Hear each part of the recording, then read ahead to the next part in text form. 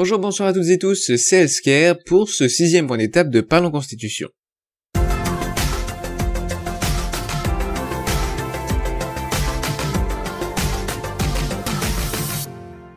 Alors qu'est-ce qu'on a vu jusqu'alors dans Parlons Constitution? On va donc faire comme à chaque point d'étape, c'est-à-dire résumer de plus en plus les vieux épisodes et revoir en fait, résumer, dire ce qu'il y a de plus important dans tous les épisodes, dans tout ce qu'on a vu jusqu'alors, et en résumant le moins dans les derniers épisodes, et en résumant le plus dans les premiers, puisque on répète à chaque fois, et que donc l'objectif c'est d'aller vite. Alors, au tout premier épisode, on a commencé la série en disant qu'il faut une constitution écrite. Pourquoi écrite? Car c'est plus clair, accessible, et ça permet d'encadrer, de stabiliser et de contrôler le pouvoir. J'ai également dit que les conventions constitutionnelles existent toujours et sont souvent nécessaires pour s'adapter. Dans les épisodes 2 et 3, on a vu qu'il fallait faire société pour son propre bonheur et le bonheur de chacun, afin d'augmenter les gains, partager les tâches, mutualiser les pertes, mieux se défendre, se porter mutuellement assistance, etc. Dans l'objectif, et c'est l'objectif que nous devons poursuivre, en tout cas selon moi, de la recherche, le mot recherche est important, du bonheur de tous et de chacun. Et la forme de société, c'est un état, selon moi. Je vous invite évidemment à aller revoir les épisodes pour avoir les détails. Et si vous voulez au moins un peu plus de détails sans pour autant revoir entièrement un épisode, allez voir les conclusions des épisodes en question. Ils résument déjà à gros traits les détails présents dans les épisodes. Ici on résume encore plus. Puisqu'un point d'étape doit être assez court. Alors souveraineté et séparation des pouvoirs. Pour moi, c'est la souveraineté nationale. Car la volonté générale, ce n'est pas la même chose que la somme des intérêts particuliers ou l'intérêt du peuple. La souveraineté nationale, c'est la volonté générale qui doit être égale à la volonté de la nation. Cette souveraineté nationale n'implique pas nécessairement le suffrage universel, le tirage au sort, le référendum ou le mandat impératif, mais implique la recherche d'une réalisation du bien commun et la possibilité de remise en cause des institutions. Il faut également trouver un équilibre entre séparation et relation entre les pouvoirs. Existe-t-il une constitution parfaite et universelle? La Constitution est dépendante du contexte matériel, culturel, social et politique. Également, un postulat de cette série est qu'il existe une Constitution meilleure que les autres pour un contexte donné, afin de réaliser tel objectif. Et l'objectif pour la Constitution que j'imagine dans la Constitution, c'est la recherche du bonheur de tous et de chacun. Maintenant, quel type de régime? Alors j'avais dit que je ne choisissais pas de régime ou système politique maintenant, car il faut garder la possibilité de former un régime ou un système politique différent, plus complexe. Mais je vais quand même donner mes possibles inspirations, qui sont la République, le régime directorial, l'oligarchie élective, l'aristocratie, l'épistocratie, la méritocratie, la technocratie, la dictature, la stococratie, la polyarchie, et les démocraties libérales, représentatives, délibératives, directes ou semi-directes. Vous avez, dans l'épisode sur les régimes, toutes les définitions de ces différents termes. Je ne vais pas y revenir maintenant, il est probable que vous n'en connaissiez pas certains si vous n'avez pas vu l'épisode sur les régimes. Alors maintenant on va parler de séparation verticale des pouvoirs, et également, même si c'est pas le même sujet, la mise en place d'un nouveau régime.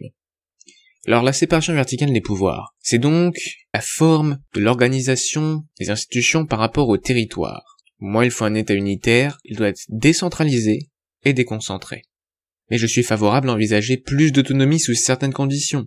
Si une partie significative de la population le souhaite, ou s'il est clairement démontré que ce serait avantageux pour la population, pourquoi pas plus d'autonomie pour, par exemple, les régions, les départements ou les communes.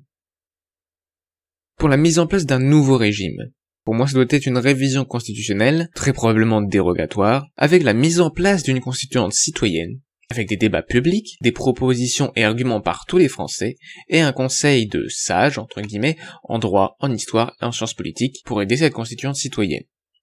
Concernant la hiérarchie des normes, quelle doit être cette hiérarchie des normes? On avait vu quelques hiérarchies des normes différentes dans l'épisode sur la hiérarchie des normes, et j'avais dit que pour moi c'était la vision constitutionnaliste qui devait l'emporter. Et donc dans cette série, pour moi, la Constitution doit être au-dessus. Le bloc de constitutionnalité doit être au-dessus, au sommet de la pyramide entre guillemets. Pourquoi? Car ça permet de limiter les pouvoirs du législateur sans contrevenir à la souveraineté nationale, et car ça permet d'ajouter un rang supplémentaire de normes juridiques plus difficiles, entre guillemets, à créer et modifier. Donc on a en haut de la hiérarchie des normes, le bloc de constitutionnalité. Juste en dessous, le bloc de conventionnalité, c'est-à-dire l'ensemble des traités et accords internationaux. En dessous, le bloc de l'égalité, tout ce qui relève de la loi. et en dessous, le bloc réglementaire, tout ce qui est règlement et autres actes administratifs.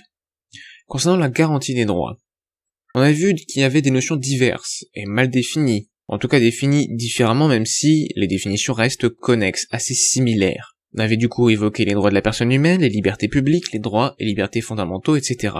J'avais dit, est-ce qu'il faut une constitution sociale? C'est-à-dire, est-ce qu'il faut garantir des droits? Il faut, en effet, pour moi, garantir des droits et libertés fondamentaux pour éviter les abus de pouvoir et dérives. Dérives comme les autoritarismes et totalitarismes du XXe siècle. Et protéger chacun de la tyrannie de la majorité. Mais attention au risque de démocratie constitutionnelle ou de constituant législateur.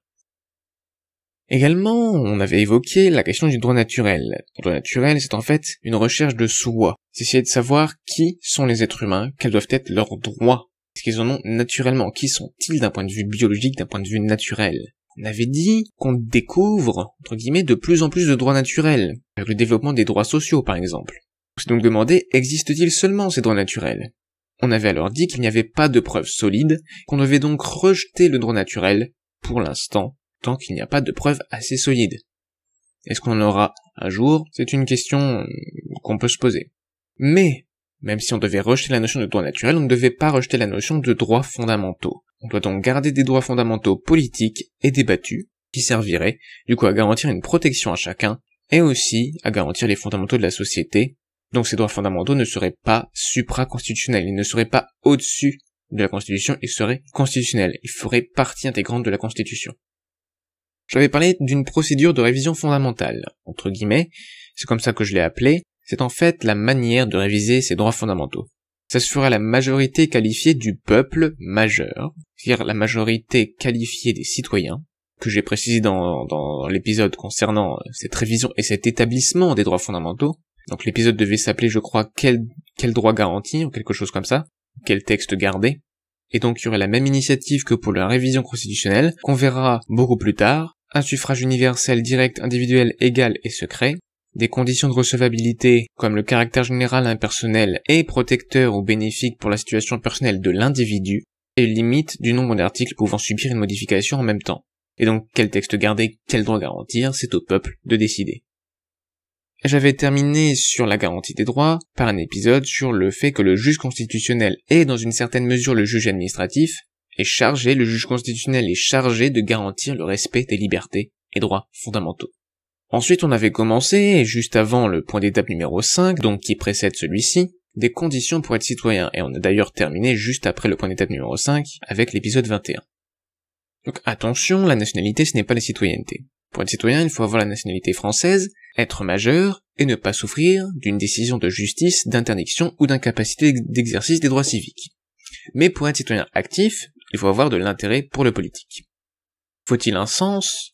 Non, car l'usage de sa raison n'a aucun rapport avec la richesse ou le patrimoine. L'intérêt pour le politique est mesuré temporairement, d'où cette image d'horloge, par un test de l'intérêt pour le politique. Ou ce professeur, ce test est un QCM, de questions choisies au hasard parmi une liste prédéfinie. Le test, les questions et réponses doivent être accessibles gratuitement en mairie ou salle communale. L'éducation de base doit être garantie. Et la réussite à ce test permet d'avoir l'attestation qui permet donc d'être citoyen actif.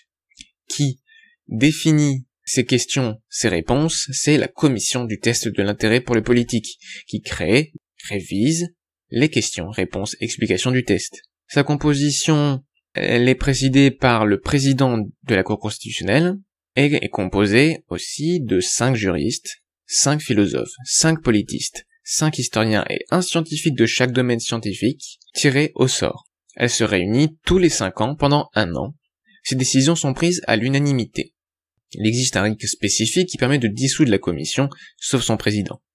Il existe également un RICA, donc c'est-à-dire un RIC actif, c'est-à-dire un référendum d'initiative citoyenne active, c'est-à-dire que les citoyens actifs, pour abroger une ou plusieurs questions. Ensuite, on est venu, lors des 3 derniers épisodes, sur le pouvoir législatif. On a dit que le rôle du pouvoir législatif, c'était de chercher à faire les meilleures normes obligatoires, générales et impersonnelles s'appliquant à toute la société, c'est-à-dire des lois, pour se rapprocher de la société idéale qui permettrait le mieux à tous et à chacun de rechercher le bonheur. Je vous renvoie à l'objectif que j'ai donné au tout début de l'épisode quand on parlait de la société, de pourquoi faire société. Les lois doivent pouvoir être révisées, car des erreurs sont possibles et car le contexte évolue. Cependant, en raison de la poursuite de l'objectif, les lois devraient devenir de plus en plus permanentes. Le pouvoir législatif, ce sont plusieurs assemblées, au sein du coup d'un parlement. Pourquoi des assemblées? Pour un débat raisonné d'idées divergentes. Hors circonstances exceptionnelles, mais ça on y viendra beaucoup plus tard. Ces assemblées sont une chambre de législation courante, à savoir l'Assemblée nationale, plus une chambre de législation unanime, la chambre des sages, et le conseil scientifique, en plus avec le veto scientifique. Le travail législatif consiste pour l'Assemblée nationale à faire la loi ordinaire et à déterminer la politique de la nation en relation avec le gouvernement. Pour la Chambre des sages, il s'agit de faire des lois unanimes, principales ou éminentes, à l'unanimité des sages pour viser la vérité politique entre guillemets, forcer le dialogue politique. Le conseil scientifique, lui, sa mission dans le travail législatif, c'est de veiller à ce que les lois ne soient pas en contradiction avec les connaissances scientifiques.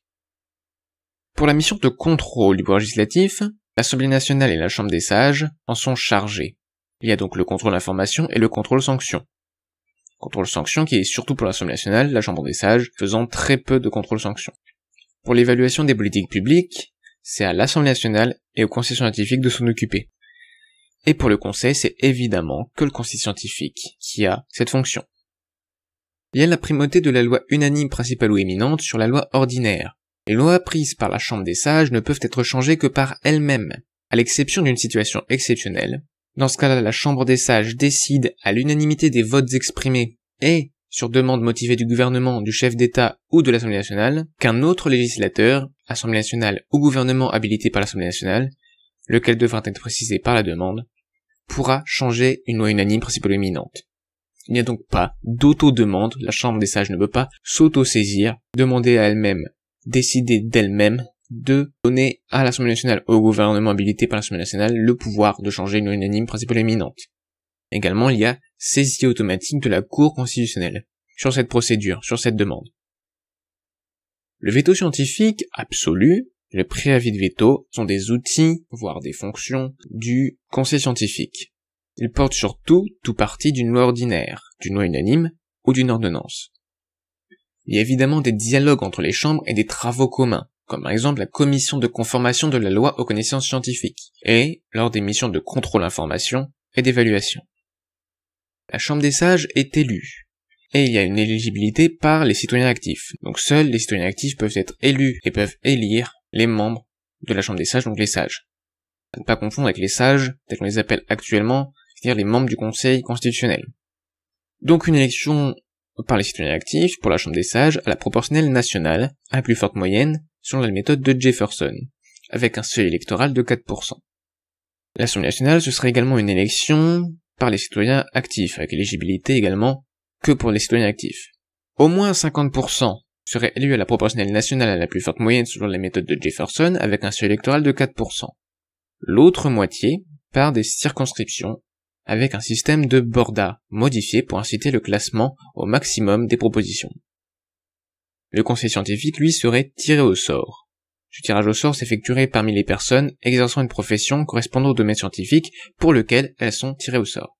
Prenons un exemple de représentation proportionnelle à scrutin de liste à la plus forte moyenne selon la méthode de Jefferson et on va prendre l'exemple de l'Assemblée nationale. Si on prend au moins la moitié des députés de l'Assemblée nationale, ça fait 289 sièges à pourvoir si on imagine l'Assemblée nationale avec 577 députés comme actuellement.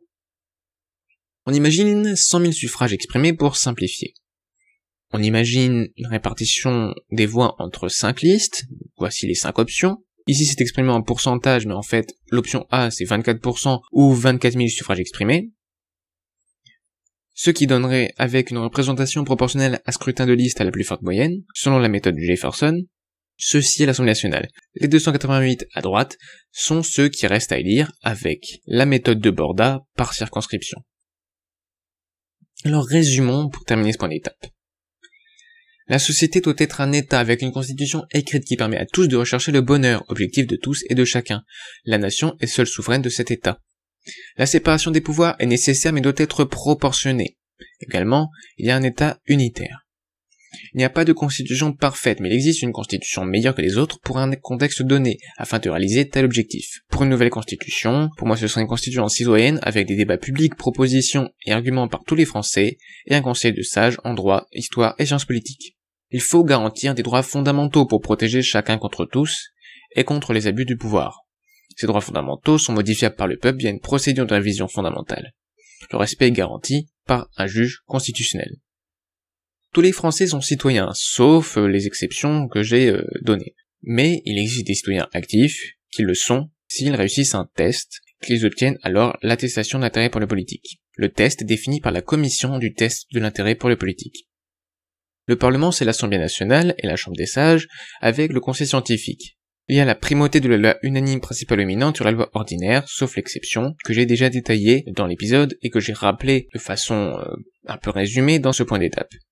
Le Conseil scientifique peut poser un veto ou un préavis de veto scientifique, le reste et les détails sont évidemment dans les épisodes.